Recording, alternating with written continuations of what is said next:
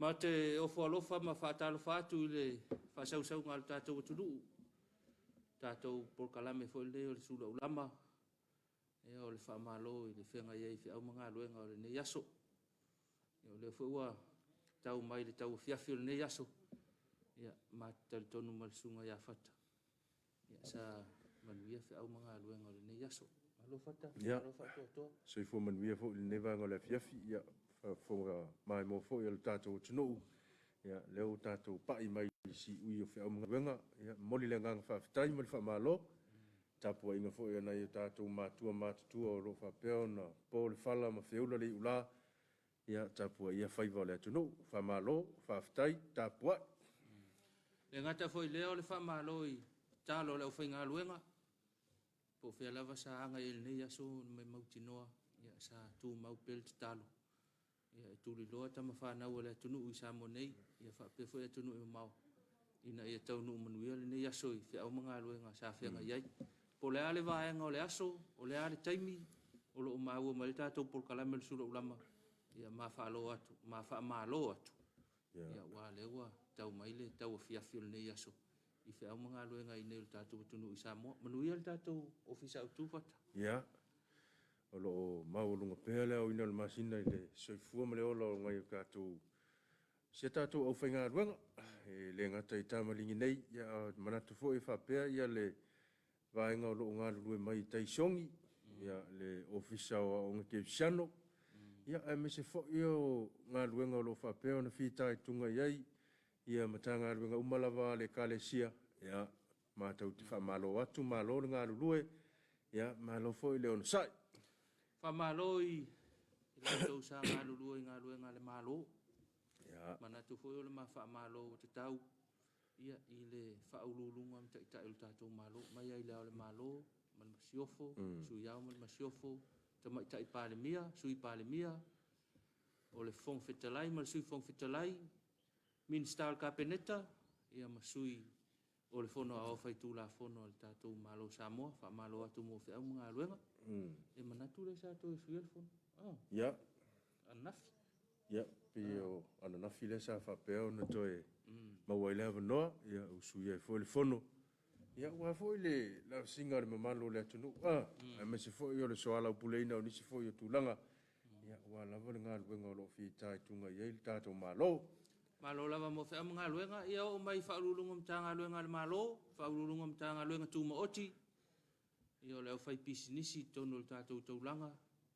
Ia se I pai fo I tua I le au whai pisinisi I no tua. O I lātou lo o whaile maketi te whaala, whaile me whaile le kalasi seio. Whaasa moe whapea ngā kalasi seio. Yoi, sa o le lei lava. Nai vaenga whapena, ia whapea fo I lau maketi le whai nei apia. O le sao, o le lātou sao alea mo le tamau ainga o le tātou atunu. Ke leel sao. Te lelo lātou sao.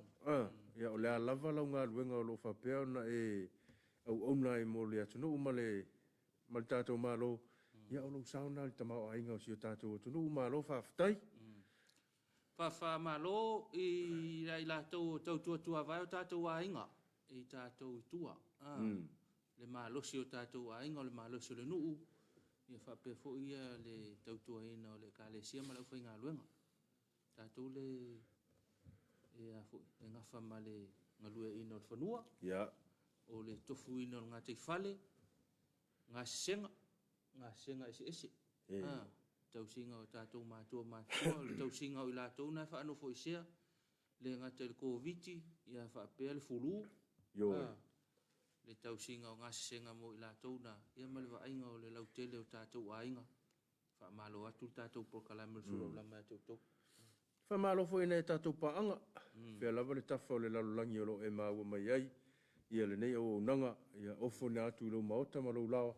Ia mātou te whamalo atu, whamalo le ngā lulue, whamalo fo I le whitai tunga. Ia wale au o nanga ofo I atu, ia mo le mamalo o si o tātou atunu. Ia me se fo I o nā atunu o lo tau ngā lulue manopi a iai. Ia o le whamalo lo la whata, Lango au tu al tātou por kalami. Ya. O le matanga luenga ala manuia maleipa. O le tātou whale o loa o le SOS. Ia whapefu lango mai o le unanga le te mamalolo pensione. I le Samoa, i le papa, instant koko Samoa. Ya. I la tau nei, ia uam whaena lango mai. Tu ina tu pel tātou por kalami nei Suluaulama. Ia Afiafi o aso te tasi. Ia whamaloa tuai. Tātou lango au tu mo whiau ngā luenga. Ia ole nei aso. Ia malo lava. Tel tonu mamanatu. Saonga le mu lau whatino ngol nei aso. Ya. Saonga le mu. Le wina saonga le mu. Ia lewa taunu manu ia whiau ngā luenga. O ta pena fo e tuua le ofisa. Pe lau ta pena e tuua le ainga anga i mai a matanga luenga le Afiafi. Ia ole mamanatu. Ia sa manu ia whatino ngol nei aso. Ta ua tele, ta ua lo sau. Ia ua fole au nanga ofu inatu. Ia, manatu ole a tātou anga i mo si tātou whawhiawhianga. Ia, ona toi te riu mai lea. Tātou au wai atu lea i le. Wa pia o nei fole ta wha marastino. Ia, sa ole. Ia, ona amatu foi lea. Ia, o se tala i le tātou wha marastino o le ola. Ia, ma sila mai e foi. Ia, i le sunga ia tole foa.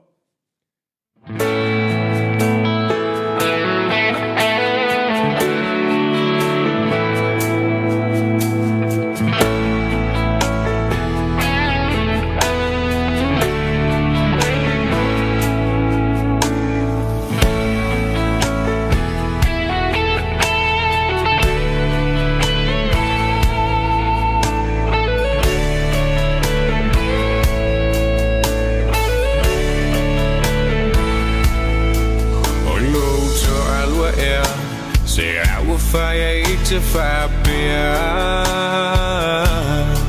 Ole sai tau hani matau olau mana mea Te ayo no le tau si ai no matu le whapungai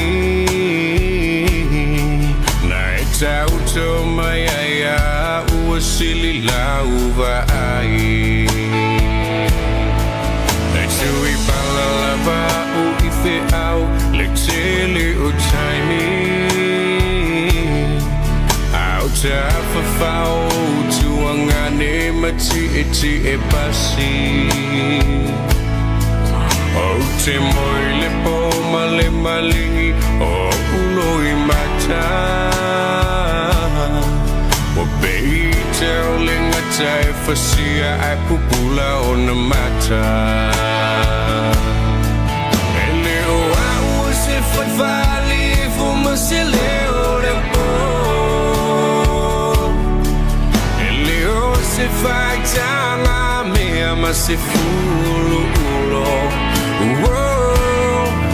Ele o se tama se manu Wai fa pe ya Le tanu atu I kokolina E fai mucho alua Whapelava oi Ele ima watu la uva ai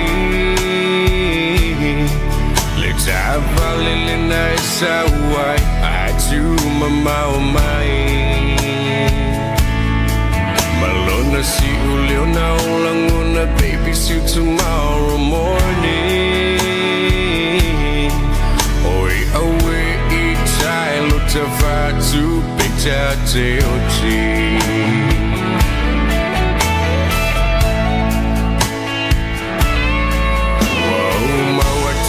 Tai ni ma oi ile tuli manu Au tu ai na oa umala ufa amalu O te lelo ai no ai Sei si tangata Taluna e apalai le fa yulu ale mala Vale fuma se leo le po Ele o se fai tanga me ama se fulu ulo Ele o se tama se manu Wai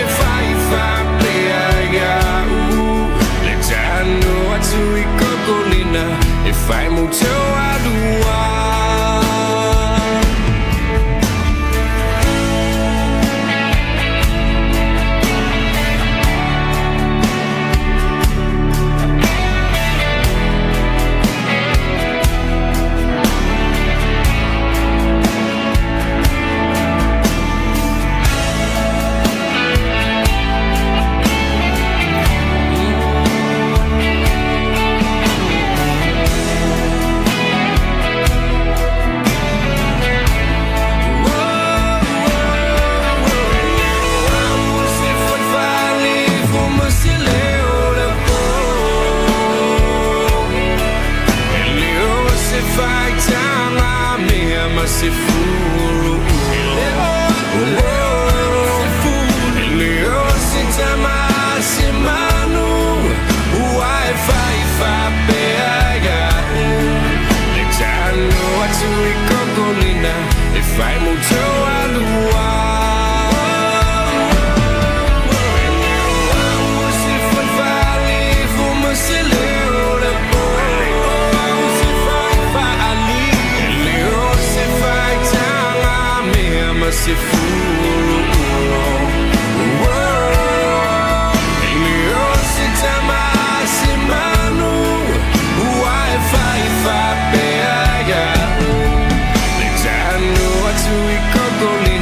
If I move to Alua, I do if I fall in my sunga ola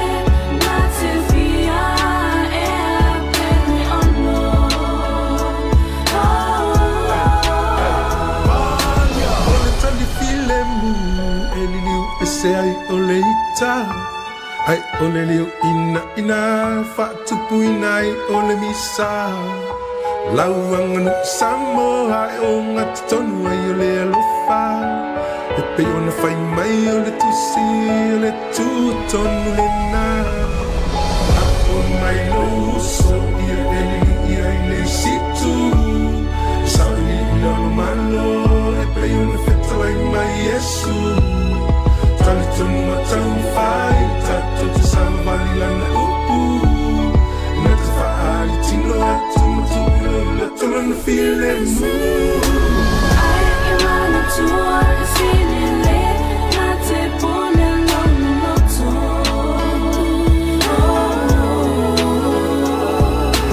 Nai lole Nate fia e pene ono Tui luna sabali ese feeling mo I want to feel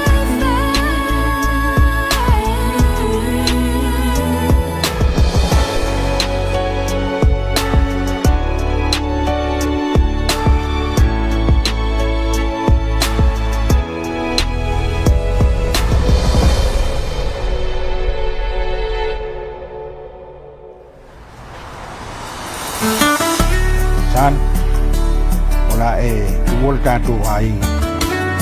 Tamalilei palongo upo uman fayat. Tau pasanga faya onga. Tau mfai awal fa bai tele. To anga fai lau tutalo ile tua yeso. Au man po. Le fa tasi le tua maoe. Tato pese. Alo io fai vai a manu ia. Aua e te loto vai pea o mai fai na ta. Lua te fa atasi ma le atua i so o se ala e te uia. No ua tali ia e falongo mai ila une upu ole a fai. Ia e no fusauni awa e te solo muli ila fai uma ua fai. Ole la lo langi nei e tumu I mea masi e te le fao so songa e vai ai o la ngona ia e loto tele awa e te fefe aluma le fia lo uatali e manu alo io fai vai a manu ia awa e te loto vai pea o mai fai nga ta lua te fatasi ma le atua I so se ala e te uia. Roua fa fine se e whalongo mai I le maupu o le awhai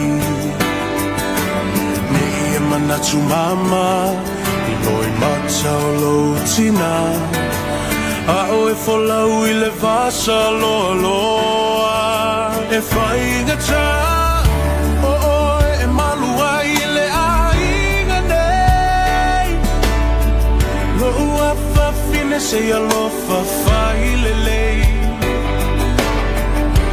ta ai e se lau whala tu e se le alunga whamalo si mai se ia o I le taunu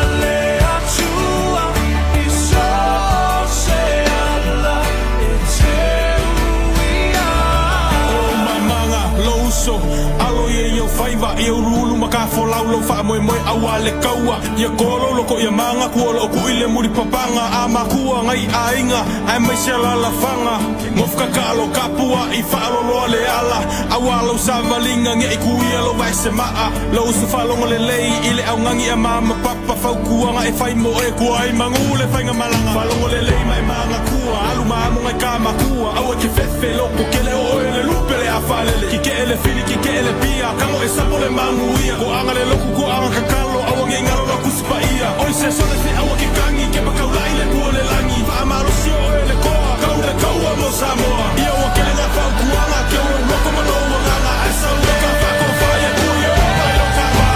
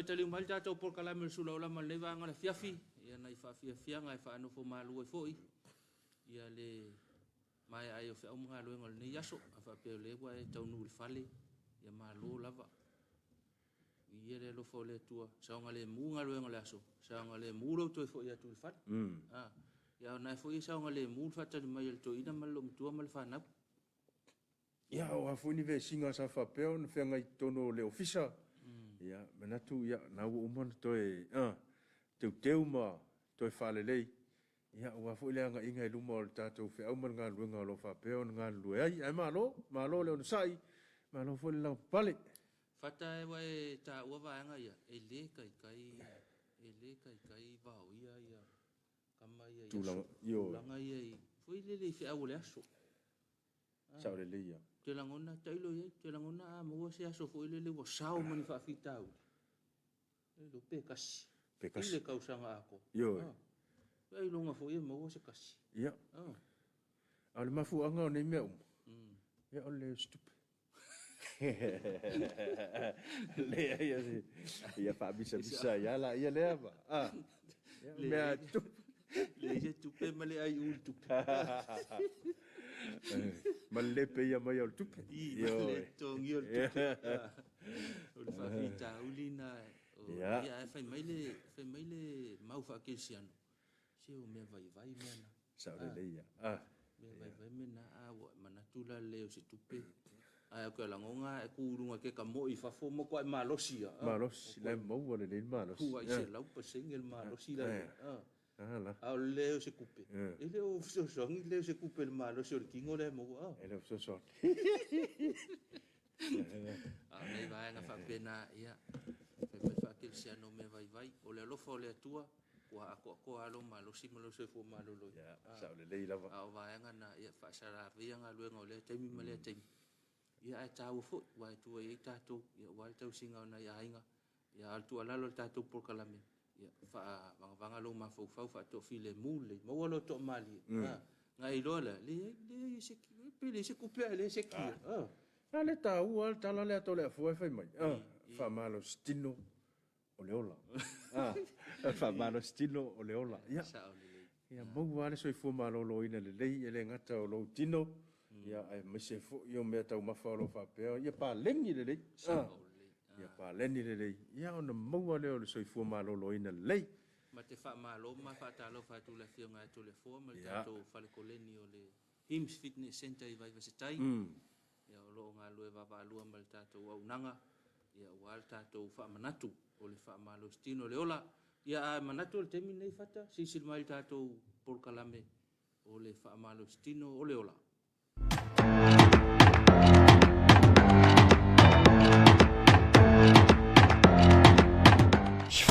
Mangkua foi afa pe o pepe uma meio le o ko ola uma le la ku la o lima yela afai ka o backhand so pass lua tot pa tim on fit pan in so koma so I ja okay so ko kasi lua tot pa tim on feet, one, even, so one more. So what, yeah. 1, 2, 3, 4, limb, on, feet, one, even, so. Ko kasi la ko o lima mo kulima. Nela la fakau yang ai ngoi mako kulima. Ya kanga mai ya. Tas, lua, tot, fa, lima, on, fit, one, even, spoon. Yes, what? Komra maha. On mede ke se lai but very good, very important. Ya ko ya, tas, lua, tot, fa, lima. Okay.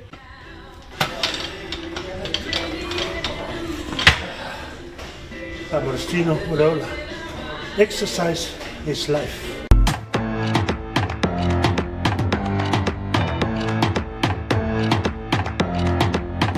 Manatu na ua mai mōra tātou tunu ia inisi fo i whaalau loa me se foi ia o le au unanga le whionga ia tole a fo ia o le whamalo stino o le ola ua mawhai ona au ina atu nei whamoe mo tā ua ia ona o le langolango mai ala mtanga ruenga soifua malolo ina tawala mai le AIDS Foundation ia whaatasi e fo e ma le Kanesa ia me se fo i o le whatawhata vai ia ua mawhai ei ona mamoli atu I lo maota malo la ia le nei fo i au unanga tā ua ua fo i le nofisi la fia tātou o tunu. O le whea au mun moli lava whata o le whata ua ina o se taimi o le aso e whai e sau wha malo stino. Ia. Ia le ua koe kuri kakao kua o e ngai la e sau whai la lo e whai lau me ka wai wa e ka ngul whale. Koe me I kasi mai ai whafo e whai singa wha malo stino le nei aso. Ia ai le I wha umanga whea umanga aluenga ma taunu leil maota ma le lawa.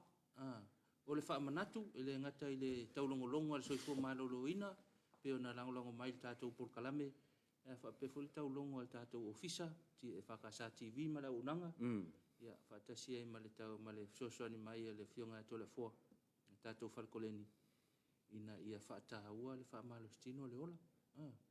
Au al tātou porkalame, tau mafa pāleni, tino momosi, soifua whaaloloa.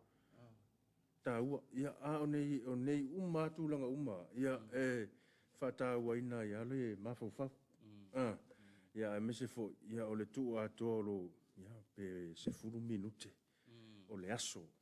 Ave i lau whaamamafa i le whātāua o le whaamalostino. Maua se furu minute whaatino e lau ngā ruenga lea. Ia uma nei a tele. Ai a misi le aso.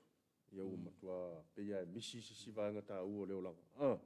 O le vaanga fo le fata pe ka ke vai pe kau whaamalostino ma tau mafa. Ia. E kau alanga a wha pe tau mafa whaamalostino. Ia. Ia uanga i wha pe tau mafa whaamalostino, tau mafa. Usa ele pe le mangaia. Ele mangaia, ele paleni. Sao le ia. Ia wha paleni, ia wha pe o tasi tau mafa, tasi whaamalostino. Tolu tau mafa, tolu whaamalostino. Ia pa lengi le.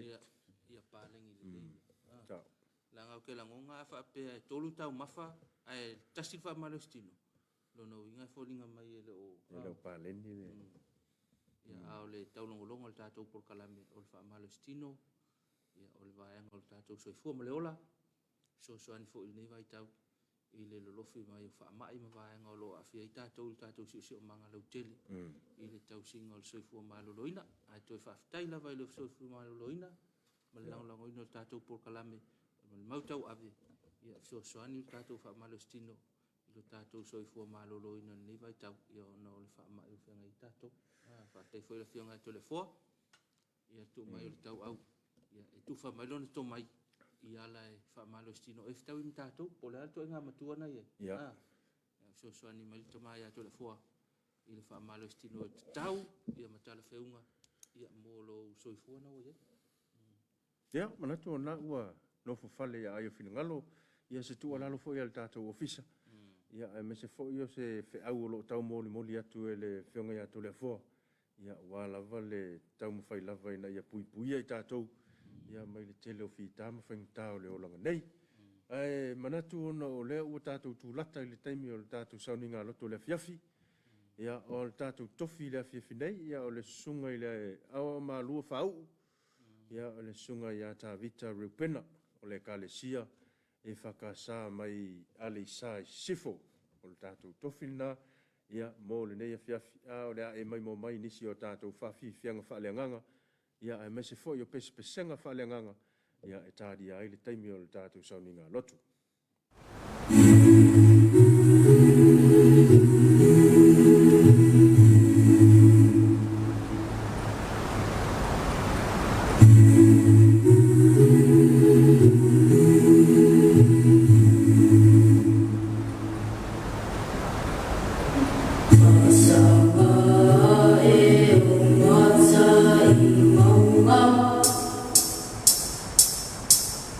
Oh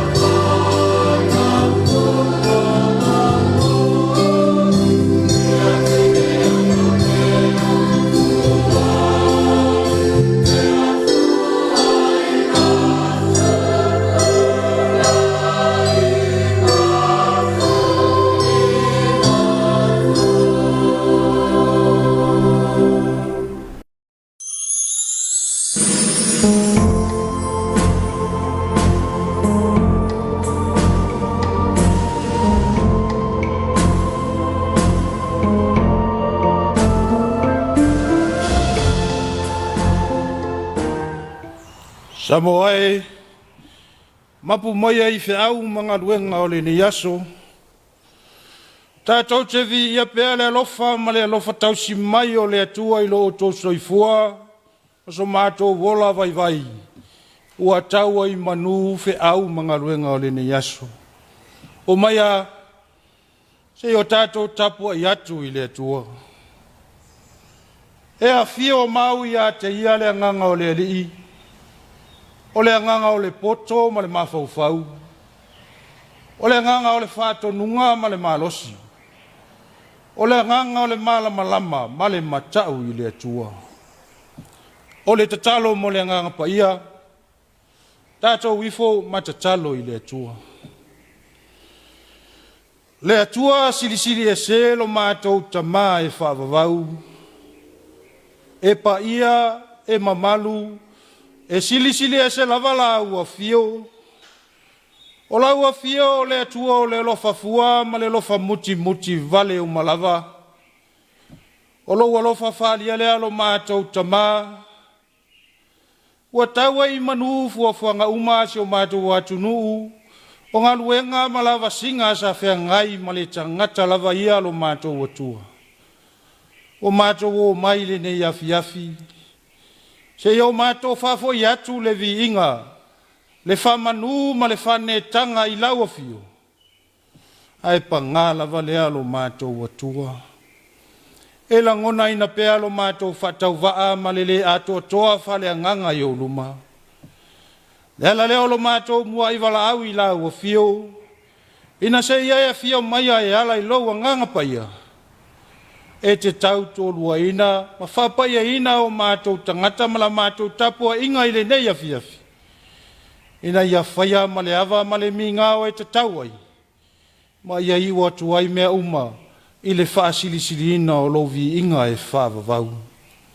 Ua mātou te talo, e la atu le suafa ma malu o Yesu ke risolo mātou wali ima lo mātou whaola. Amene. Ole e whaitawina o le tusi pa ia. Tusi whiwhiria mo i tātou le nea Afiafi ua mo maile le whenginga tuai. Tusi al perfecta o Isaia a olona mata upo se fulu manitasi. O te whaitawina le fuai upu mua mua se ia whangata mai le fuai upu e lima. Isaia olona mata upo se fulu manitasi. O te whaitawina le fuai upu mua mua se ia whangata mai le fuai upu e lima. Whaafonga maia, ia fionga pa ia alo tātou wali. Ai tupu mai le lala au le pongai o Yese, e tupu ai fo i le tātupu i o naa. E a fio mau ia te ia le anganga o le li, o le anganga o le poto ma le mafaufau, o le anganga o le whātonunga ma le malosi, o le anganga o le malamalama ma le matau i le atua. E fia o ia i le matau i le li. E le wha masina o ia e tusa ma le sisila atu o na fufonga. E le au ai foi o ia e tusa ma le wha fufonga o na talinga. Ai wha masina o ia ma le tonu i e matitiva. E au ai foi o ia ma le tonu. Ono le wha maulalo o i le lalolangi. Na te taia foi le lalolangi le sasa o lona fufonga. O le manawa foi o lona fufonga. Na te fasioti ai lea mio leanga. Au ina ia whamamlama atile le nganga o le atua winga loto ana fionga u tātou whalongolongo, tātou whaitau i le nei Afiafi. Ma ia tū mau atu ila na afio lo na lava vinga, le whamanu ma le pule au malava. Nei, se ia o i le whavavau. Amen.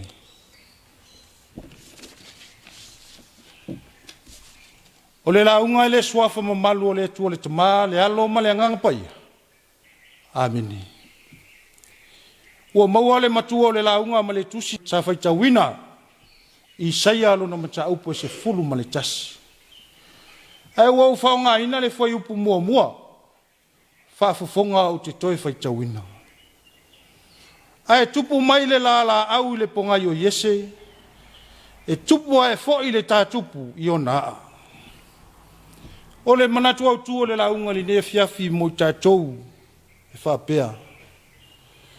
O le anganga o le atua e au o maia le whaamoemoe. O le anganga o le atua na te au maia le whaamoemoe. Tasi le nei o mea alofa le atua le tangata soifua. O le ola lea ma le whaamoemoe i mea o le lumanai. O le wingo le manatu a le aise whaamoemoe i se tangata o le upu moni lava. Ua le aifo i se ola o iei. Aua o le iai o le whaamoemoe o le una ina fo i lea o le tangata e anga i pe i luma. Tusa lava pele i loa po fea lea e anga i iei. Aisea. Aua fo i o le vaai o le tangata i luma nai. Whaatasia i mamanuia o lo iei. O le mafua anga lea e tau wivi ai. Ma feelinga ina ia tini lau o le whaamoemoe. Aua a le ai se whaamoemoe. Ua le ai fo i se olo. E whapena se langona o lo au mai le tala lea sa tātou whaitawina. I le tau mawhai atu a le perofeta Isaia e whaalotu te tele le nu o le atua. O le tau mawhai atu a le perofeta e whaamalosi au i tangata. Aua foi o lea wailo atu le mala ua o mai. I lea ave mai o le mtau tia o le malosi o Asuria. Malona tula i mai lea waitau. O wha mau maunga lau sua le tuspa ia atoa matusinga o le talafaso o le pito o le lalolangi. Whai mai e ese lava le mawae o le malosi o Asuria ia o na pou. E matua i le ai le lava se isi malo e mawhai o na ia whātua i laloina. Pei tai, o le tai tonunga lau whātua tua, o le malosi o Asuria i le mai a Asuria. A le malosi o Asuria na ala mai ai le fina ngalo le atua. Ina ia o hao le whanaunga Israel. Le ala lea na whaonga ina i le atua Asuria. Ma wala e whao o mai eilo na tosa i le nuu o Israel. O na wala taua mio wa le anga tele ma le matanga i luma o le atua. Ioi, o le mea whainga luenga le atua Asuria. O lana upenga ya o ai le nuu whalonga te tā ma le le usitai. A tātou manatu i le taimi o Isaia. O na tātou i loa lea, o le teimi whainga tā lea, o le tau ma whainga o a mionga tangata. Aua o taimi o le maua lunga o le tamau a inga, o ola sa o loto tangata umba. Aua o taimi o le fia ma le solo le lei, e ai lava se me whale tu. Ua saonga le mu ma tofi le mu me uma, ua ngalo ai a Israelu le whapo ngai o mele lei uma o le atua lea. O le tūlai mai la o Isaia, se i mo moli atu le upu wha ma se upu e wha loto te li nai Israel. O tangata ua le ai lava se wha moe o toi ei. Le iai le fwai upu wa whai mamatua. Ai tupu mai le la au le pongai o Yese. E tupu ai fo i le tā tupu i o naa. Au tātou i loa lava o Yese. O le tamā o le tupu tau o Israelu o tā vita. Ai pe ai sea lava o le amai ai tā vita. E whai ma whatai tai. Au le manatu. O le tupu anga o Yese tupu mai sea la maulalo. Ma se au wala file mu. Le wha moe lea o le tamo whai atu o le perfeta mo moli atu ia Israelu le whi au o le atua. O le ale malosi o Asuria, malolo atou whaapolonga ina o i latou. E tupua e pea le moe fou, mai le a olo o mausali, pea i le. Olo no winga e tupu pea le wha moe fou, pea ma vai atu le whaingata. Pe whaatafuna ina, maolo pala ina, pe whaapolonga ina fo i le nu o le tua. O le upu moni. O lo ola pea le wha moe ola. o le nganga o le atua.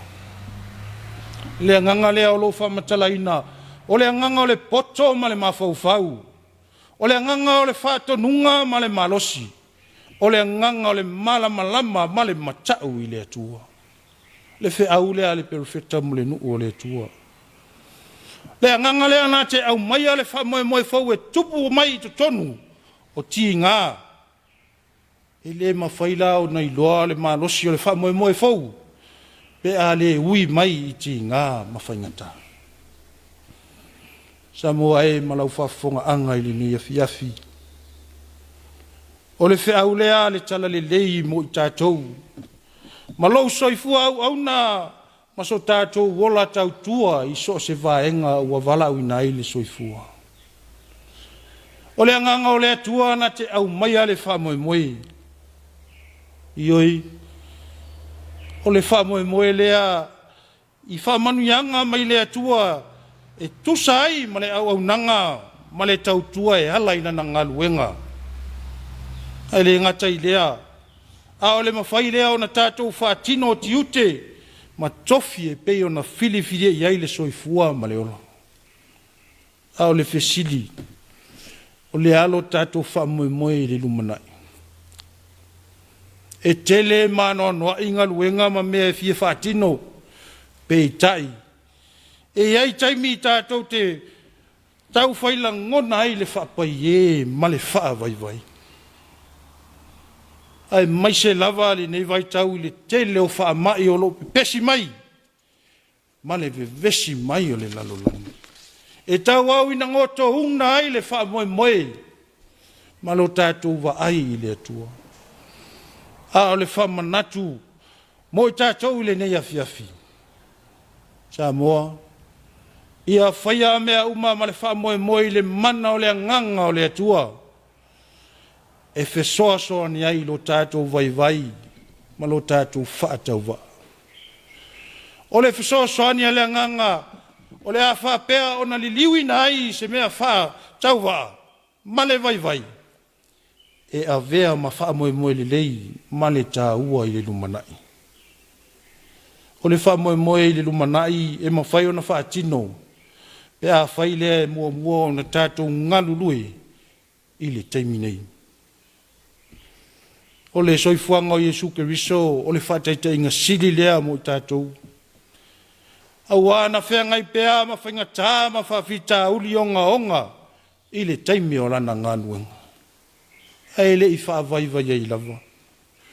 Na wha moe lava i le atua, e whesoso ani mai i a te ia. Na ino sia ma sawa ina tangata. Na wha sa tauroina ma tanumia. Ai na toe soifua manu malo mai le oti ma le tunga mau. Ua whaasa o loto nai tātou mai le saisei tia ma le polonga i le angasala. Pe a whai tātou te tū mau le whatuatua ma le nganga ma le whamao. Ma loto atu ilo na whina ngalo. Ia tū mau pe i le tua poto lo na lava vinga. Nei se i ho i le whaavavau lau. Ameni. Tātou pese i le tua le pese, se lau whaase furu malavalu. Se lau whaase furu malavalu le pese, tātou te pese ai i le tua.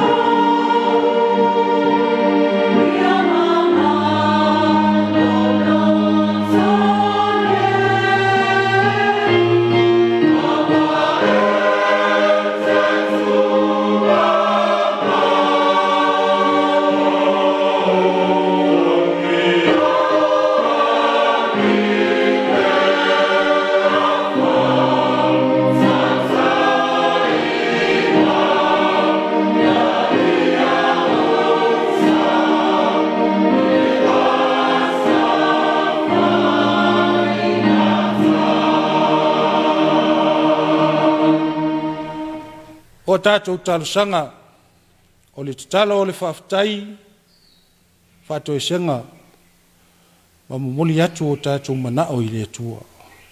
Tātou wifo ma tatalo i le atua.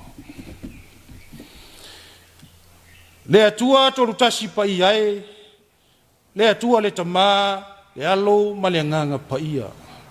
O le atua foa la ua fio na e whaia mea umalava. E o lava i le tangata na e whaia lau lava whātusa pa ia, ma le wha moe moe, ina ia i loa i le tangata o na whaafo i atu le vi inga, le whaafetai ma le whamanu ma le whaanetanga i la ua fio. Ona o loa lofa, ma lo wanga le lei wa tele lava lea mo i mātou. Mātou whawhitai ai la ua fio lo mātou wa tua. Awa o lea ua mapu mai si o mātou wa tunu, mai mātou manei. Mai fe au mangaluenga ma lava singa, ai mai se tofi matiu te wa e tu tofi ai lo lātou soifua ma lo mātou wola. O whanau fo i awa onga, mātou vi ia la ua fio le tua ua mātou te tariton. Ua tau i manu mea uma, ona o loa lofa ma lo wanga le lei a te mātou.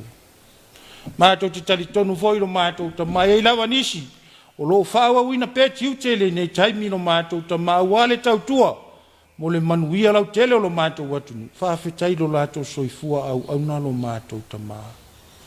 Mātou vi ia lava la ua fio, awa ua tele lava lo ua lofa ma lo wanga le lei faso mai lo mātou wola i le aso ma le aso. Atu lasi au whamanu yanga lo mātou watua. Mātou whawhetai ai leo la ua fio. Awa e ui lava iso mātou vai vai. E ui iso mātou le manatu atu i la ua fio le telo taimi. Au lau lava fio le tua o le lofa fua ma le lofa muti vale. Lau lava le alofa tu noa mo le tangata. Pese se pea peleanga. Ai tu mau lava lo wa lofa lo mātou tama. Le mātou te vi ia i pea la ua fio lo mātou tua. Ono lo wa lofa ma lo wanga le lei tausi mai. Uai le manuia la vasinga ma fuafuanga sa fe ngai ma lo mātou watunu i le nei asu. Mātou whawhitai le tua. Le tele o lo tamau a inga ma lo whaasoa mai. O le lau ele ma le lau ma le sami. E tua iai lo mātou watunu u le tele o taimi lo mātou tama. Ia ufa manianga ia lo mātou tama. Mātou whawhitai ona o awhionga pa ia. E whamanatu ia te mātou le ala tonu mātou te savavari ai. Wha tonu folau. Ila mātou savaringa. I ia la ua fio no loa nganga pa ia. E tautolua ina lo mātou whatau waa. E musu ina i mātou ia mātou whaia whai unga. E tonu masao e tusa mano lava whinanga. Ao le mātou whawhitai siri. O le tongiola pa ia na saunia la ua fio e ala ia Yesu Keriso. Ilona soifua o foina mai, mo le whaamangalo ina o a mātou wangasala. Ia tu mawatu i la ua fio, le vi inga, ma le whamanu, ma le pule au malawa. Nei se ia o i le whaavavau lau. Le atua mi o tonu e, o lau a fio e tonu masao au whamasinonga au malawa. Ua e alofa ina fo i mātou le alofa ua si lava o na ato atoa. Ai panga lava lea. Ua le tusa lava ma la mātou tali atu i la ua fio. Ua whaia lava mea mātou te loto i ai. Ua mātou le manatu i la ua fio i le te lo taimi. A so longa le lei lava mea uma ua mātou whātua na i la ua fio. A o taimi lava mātou te whenga i ai malu i tau. Ma whainga tāo le olanga. Ona vave lava leo na mātou mana tua la ua fio lo mātou atua. Mātou tatalo le tua. Ua le tonu lava i mātou so se whati nonga mātou te whaia. O to whinga foi matiu te ua e tu tofi ai le soifua ma le ola lo mātou watunu.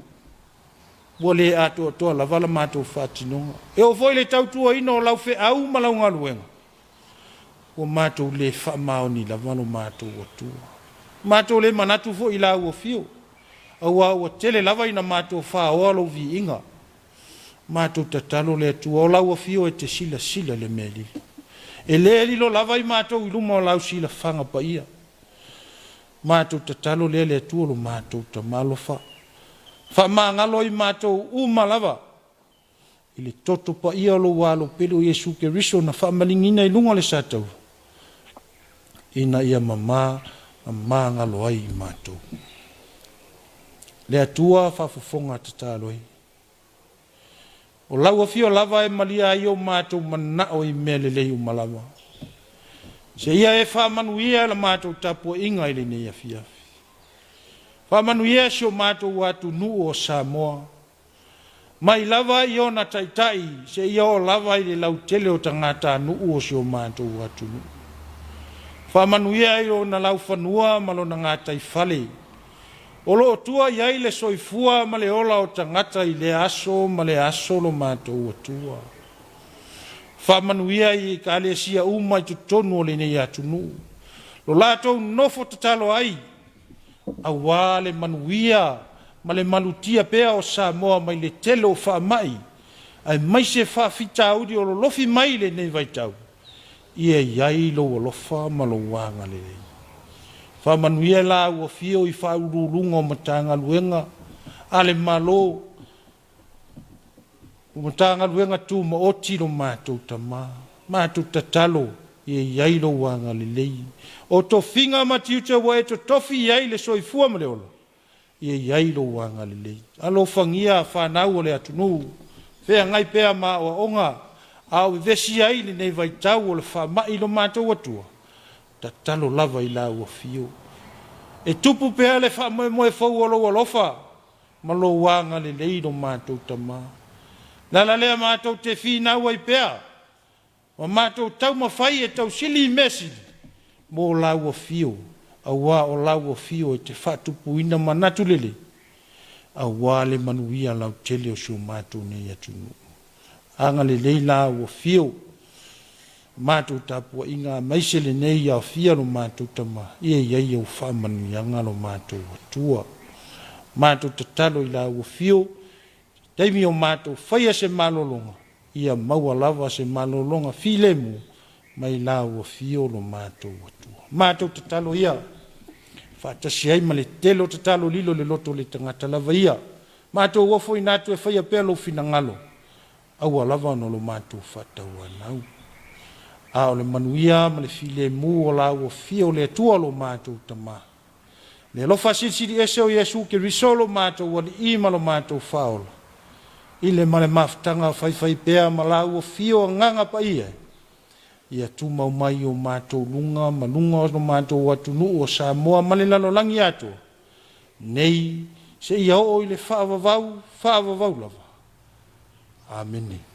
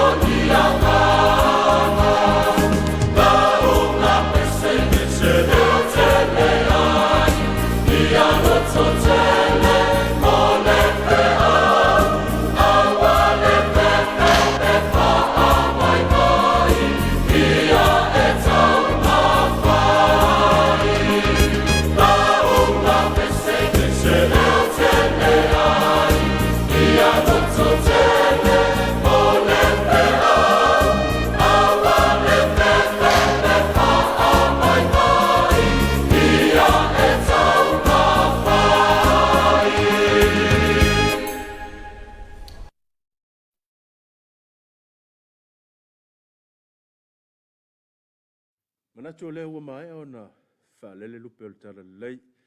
Ia o tātou whalongolongo fo i le whiau tau moli o le nea fiafi atia. Mati ei pēr le soifua ngā lurue ma leo lau ono o le tātou atunu. Ia i le mai ai o whiau mga luenga o le nei aso. Tau ia ina ia alofangia le tua. Ia fo i pēr le mau tele i lau sunga le tofi. Ia walo whenga iei whiau ma tiute. Ia e mese fo i o le langolango sua i pēr le whiau ma ngā luenga le tua. Ia o le whamalo lava i le mamalo o le tātou atunu. Manatu o nā ua i lunga le awala nisi. Ia o nisi foi nā whato a tau nuu i no fuanga maainga. Ia o nisi o nā e tau whamai anga luenga le nea fiafi. Ia o le whamanatu lava. Ia tau tua nā lau ofisa pēr whapeo la e tuua. Ia siaki lava palaka ma mea whapea nā. Ia ai tiri ia lu ese ma le ofisa. Mana ia whamanatu whata. Manatu foi wa tau ta whamalo i ta po inga le sunga i to ina. Ia. Ma le whaletua. O le tātou pulenga. E whape foi le lo lau whainga luenga tofi m whaletua. Whawhenga inga. E whape no wha ka le sia. O lo i le tātou whainga lo tu nei vai aso. Ma lo mo le tāpo inga. Ia o le whaiva le tātou o staulanga wa le tāpo inga le nea fiafi. Le ngat foi lea o le tāpo inga le sunga le whawhenga inga. Ma le tātou e ka le sia. Ma le whaletua ma le ka le sia ia le sa sifo. Ia. E lea o tele le tātou e ka le sia. Le whainga luenga. Ia ma whiunga i ti a kono. Ia le lolo le ka le sia i tulang whaalupe. Ia ma whamalo atu. Ia o al whaiva le tāpo inga. Ia o al tātou whaingalo to fiafi. Malo lava mo me uma. I le nei vai tau. Ia o ia i tātou tāpo inga. Ia e sa o le alfa manato sunga ia whata. Yo. A whaapea o le la e le wha umanga i mea. Ia e fua e oe. Yo. Mana? E vai nei mea na ni te ua e alua ngai palaka le. Nei o la le palaka me whapena. Ia po o le mea lei tua le umkuka le sa whai e le i puti muli. Manai vaenga na ia mo le sefo le tātou. Saunga le mulau tele. Ia me se foi te pe na mori. Te pe na mori. Ia o ne ngalo te pe na mori. Ia wa alu po a ko mumu. Ia o se kasi von nau. Ka pele ea. Ka pe ma le ea. Sao le ia. Ka pele ea. Malulu. Ia e lofa fo i tupe tutong ia le ofisa mar company. Ia. Ia e lisi mea hoi le wha apea ia le pule company ia o le ngalo. Malia pa sua ngalo le mea. Ia. Ia o le awala hoi le sanga wha alu e pia kupa company ko COVID. O le kau kipi lalo tupe whaonga. Ia le ala vai whaonga. Ka koutu langa le whao popo e tupe whaonga. Ko inga mea hoi e le whapea le pule ia e. O le ngalo ai roa e sifu ia au le whaki ngā inga. E tau tua nānei vaenga ia. E te manatu ro whapea nā lona winga o le kelisiano ro mawhauwhau. Ia e o vaenga na ona mātu o lalo atu. Ia e aua e te nati pe a whapea o tau whaumanga luenga mula le aso. Whapea na e tau tā pena minute mo le whono tae au. Kau whaumar kala le kupe. Vaenga uma whapea na. Mana ia fo ia e whaumare lei whaatoa leilo mawhauwhau o fwoi whannatia. Wo uma ngaka e koe oi. Ia e whaatoa lei whaumana ia hainga na. Ia ona e tuai fwoi leo le ofisa. Ia manga ia tu fale awale tele ia vai fo ia whailoilo le awala. Ia. Ia o le pasi se mole le pasi ia tātou whelangolongo mai. Saunga le mulau tele le ngata o le sunga le pasi. Ia whape fo le pasi se o lo ilunga le pasi. Ia mai lātou o lo wheo ai.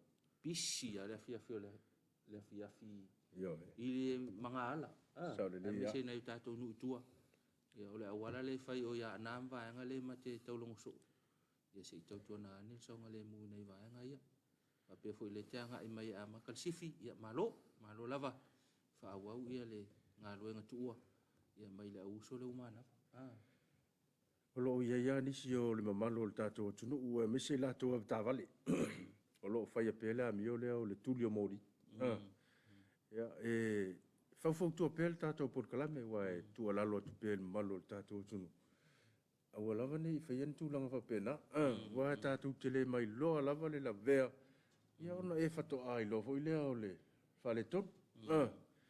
E sa muli mawina nei fo I nei le so ana le la le tūlanga pia nei sita vale na mafuli o I salai lua. Se vai. I sa vai. Le pe na muli mawina I lunga o penga te whailangi. Ia ona o le whatamala lava. Ia o le sao. Ai le ngata o le sao. Ia o le tausisia ma le whai o le fuspa. Ta sia vaenga e tau peon wha manatu o le tātou por kalame. Ia mo I lātou o lo whaafoe ina tā vale. O le whai o le fuspa.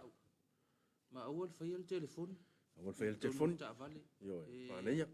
Te leo na inisi vaenga na. O le si mea fuile le tai wha manatu whata. O le fuile le whai o lau telefoni. Nga ele mua ele la wala kele. Ala fia muli mai nei tangata la o ila tu fi awe fia nau mai la wala tele. E fia mua. Ya le wa toso e lau ta vale. Ia no le fai lau telefoni fa tu le ta vale tu au ta fola wala. Tu le no I lo uso mo lau tina la ya fo ya luane alu ila na fi awa nga. Ya tali le lau telefoni le te tal no ai au ta fola wala tele.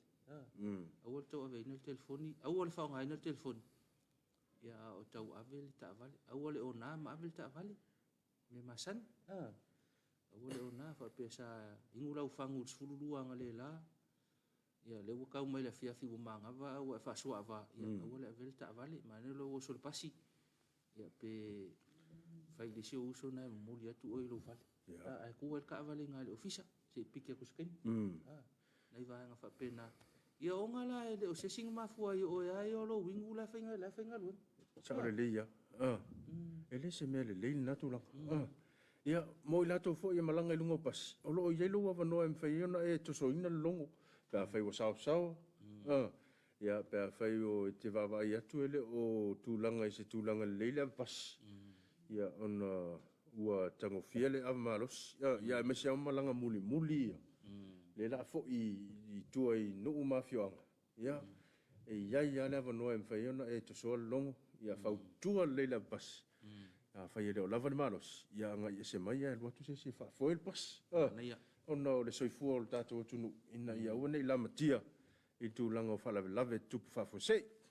Ia, ma le fo tuanga fata. Ia se tau tua nana e vahanga ia. O ma ua ia nga o nga kaulongolongo. Ia. A o le tō whaloloto ma le moel nai na. Ia e fitu na ia nai vahanga I pe on tu lalo. I tātou por kalame. Ia o mana tua I o tātou Suluaulama.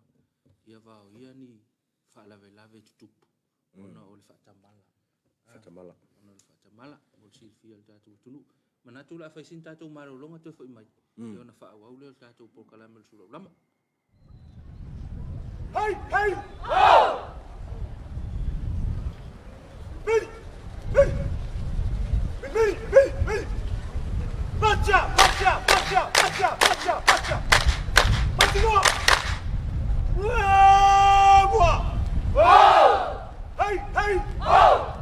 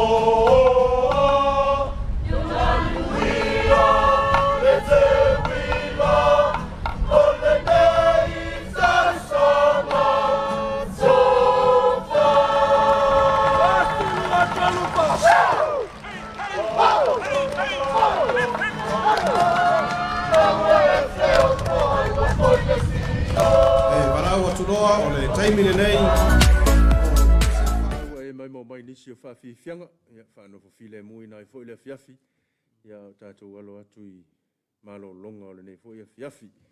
Ia o le whangaso longa o le tātou porkalame le nei Afiafi. A tai tār fitu, ia o le tātou porkalame o le Samoa taulongolongo, pe o na masani ai, ia o le afa le tūlai fitu, ia o tātou tale vai whanua mai le ala ta fitu, whai ngā pāanga le tātou au nanga EFKS TV, ia ma le Pacific TV Australia.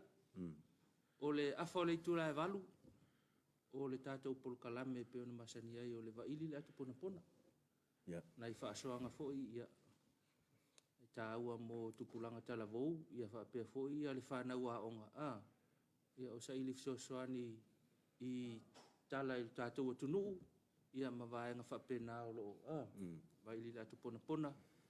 Ia o le tau le tula iwa o le tātou porkalame o le That Pacific Show.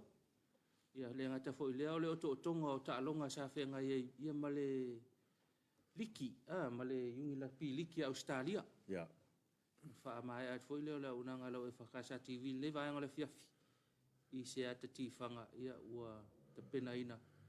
E le tātou ala ata langolango ina e le tātou kampania le PSL. Ia. Ai porkalame na mo le ne Afiafi mo lau whasausong. Ia, manatu na ua whaafonga mau o le tātou tunu.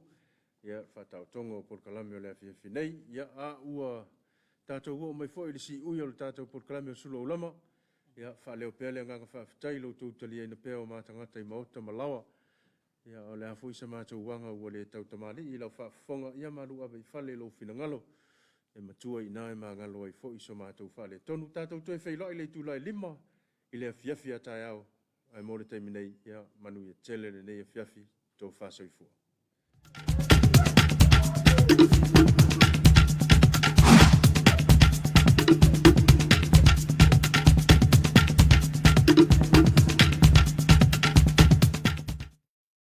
For any occasion,